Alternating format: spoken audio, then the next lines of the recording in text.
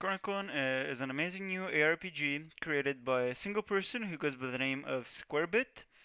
It's been in early access for about 5 years, but recently its big 1.0 update came out, and with it has brought many new people to the game and even more who are interested in trying it. So my goal with this video will be to tell those who got the game or are thinking of getting it what the game is really about.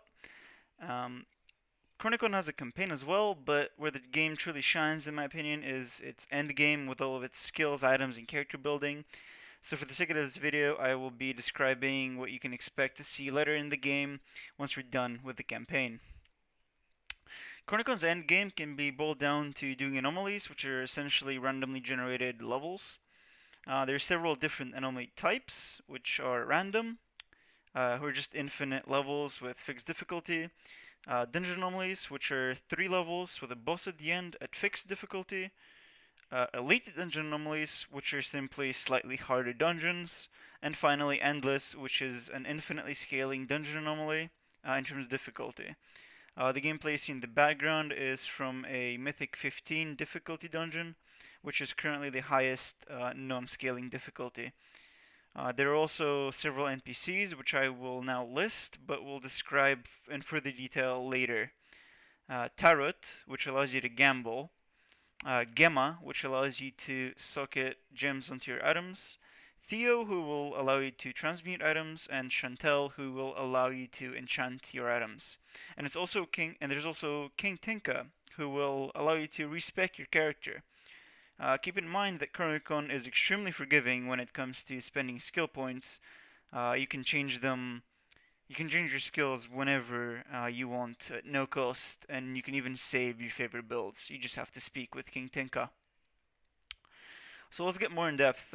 Your character has access to 100 skill points and technically infinite mastery points. You get a skill point each time you level up to level 100, and which is currently the level cap, and you get a mastery point for every mastery level up, which currently has no cap, similar to how the Paragon system in Diablo 3 works. Each class has 4 skill trees, and you will be spending your 100 skill points across all of those trees most of the time. Depending on what you want to focus on, you will probably dump most of your skill points into one tree, just to get a few, and then just get a few skills and passives from the other 3. Mastery points work roughly the same way.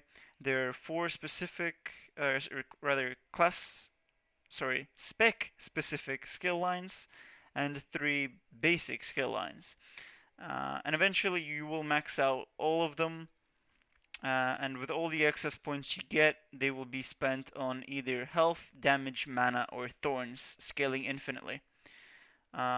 These are one of Chronicon's strongest points, since they, combined with items, allow for dozens of possible builds, and figuring out how to spend those skill points and create your own build is what personally made me love this game. So let's talk about gear now. There are several different loot qualities, as you would expect from such a game, but you would mostly care about items from the legendary and true legendary qualities. These items, combined with set items, have unique bonuses which can define your build. True legendaries are simply legendary items with stronger stats and usually very strong powers. For example, here I have a staff that increases damage of my combustion ability based on the remaining duration of my Flaming Hells ability, allowing me to focus around extending the duration of Flaming Hells in order to maximize my damage. This game has hundreds of items such as this, and finding the right combination of items for your particular build is very satisfying. Chronicon also features Enchanting. Once you obtain an item, you can take it to the Enchantress and change its properties to whatever you'd like. You can then further upgrade these rolls once you get into dungeon anomalies, since you need a currency that only drops from there. Enchanting allows you to perfectly craft your loadout for all of your min-maxing needs. There's also gems. You can insert these into sockets, which you can create on items by talking to Gemma, the gem NPC. Each item has a few gem slots, which can be 3 different shapes, each changing the bonus that an item provides.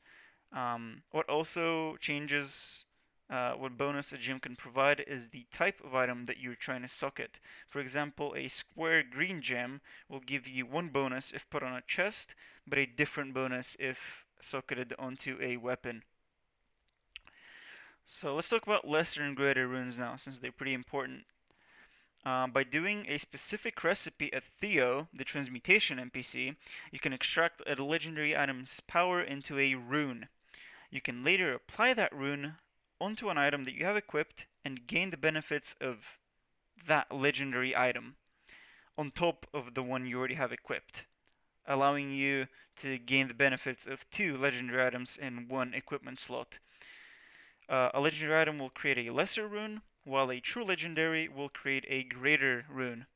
There's no limit to how many lesser runes you can have equipped. Technically, it's 8 since that's how many equipment slots you have, but the greater rune cap is 3. I'm going to quickly mention the gambling NPC. For a few crystals, which is the game's basic currency, you can have a chance to get a random item. The item can be legendary, but cannot be a true legendary. This way, if you have a few extra crystals, you can spend them to get a legendary item that you want to finish your build, or to make it a little easier for an old character to blitz through the early game. So in conclusion, Chronicon's Endgame offers huge flexibility in terms of how you build your character, and the game is at its best when you're making these decisions on how to create your perfect build, finding all the item combinations, and making your character stronger. I hope this video gave you insight into what this game is about, and I hope you do decide to pick it up if you haven't. It's an absolute gem of a game, and in my opinion, it's one of the best ARPGs out there. So please let me know if I've missed anything, or if you have any questions. And yeah, thank you for watching, and I will see you later.